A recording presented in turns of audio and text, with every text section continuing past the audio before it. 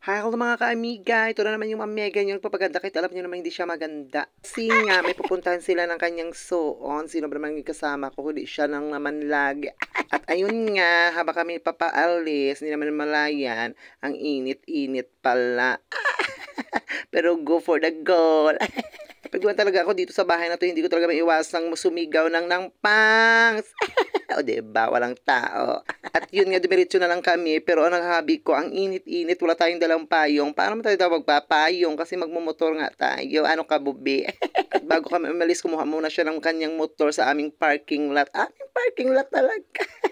Charot. Ayun lang nga, nakuha na niya yung motor. Pero bago niya magpa-under, syempre pogi points muna siya kasi baka daw may masugata kami na chicks sa daan. Chicks na may itlog. At yun nga, bago kami lumabas ng highway, dandahan muna kami magda-drive. Kasi nga yung daan, kitang-kita nyo naman parang papuntang... At yun nga, papunta talaga sa puntong ako'y bababa kasi nga naguot yung motor namin. At tumakbo na rin pala ako kasi nga ang init-init. Umuna na ako doon sa tabi ng highway kasi para yung utak ko parang uugal na. At syempre, pagdating ng highway, hindi ka naman basta-basta tumawid kasi mas marami pa yung motor bago kami tumawid. At yun nga, naubos rin sa wakas at kami ang nakatawid. At bago nga kami pumunta sa aming puntahan, may nadaanan kaming isang waiting shed na parang nakakaway. Akala mo mga fans, mga relatives ko pala. Yun nga, habang kami nasa daan, nag-uusap kami kung saan ba talaga yung tungo namin. Ay, saan pa nga ba? Eh, di sa pinakapaboritong lugar na Bita. At yun nga po, bago kami lumiko sa puntang Bita, nadaanan namin itong kapihan na ito, yung Kapisenyo. O, shout out Kapisenyo, baka naman. Yun na nga po, paliko na kami papuntang Bita. Pero ang hirap-hirap ng daan kasi may pababa. Akala ko yun ang pinakamahirap pero mas may mahirap pa pala yung paakyat na naman pero go for the goal kasi may pupuntahan nga. At saka yung lumampas na kami sa paakyat na daan, nakaginhawa kami ng okay-okay pero hindi pala kasi may mas bonggang-bonggang pababa naman. Pero sabi nga nila, pag may gusto, go lang for the goal. O di ba nakababa din? At syempre pag may pababa, may pataas din at hindi namin namalayan na mas bonggang-bonggang akyatan pala ito.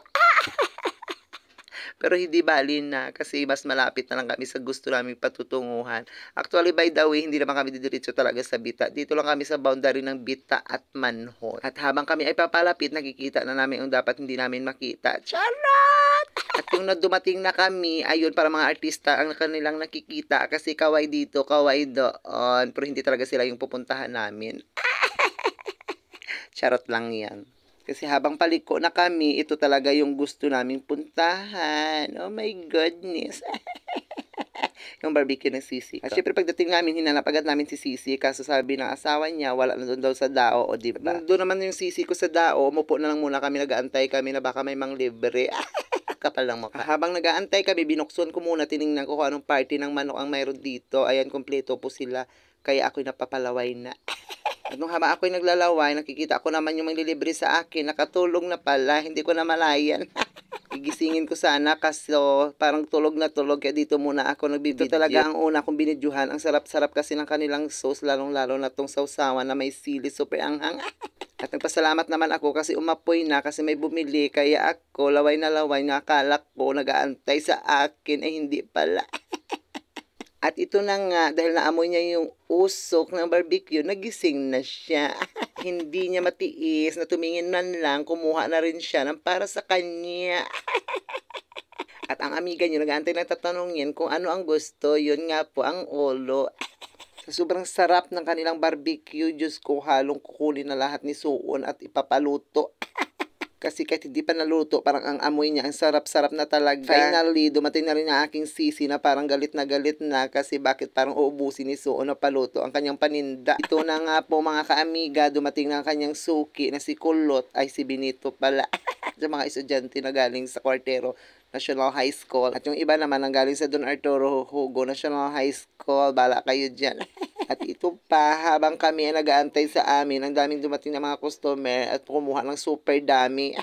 Sobrang dami yung sa amin na singitan na ewan ko na saan na yung order namin kasi yung suon ko. Gutom na at yung Sisi ko stress na.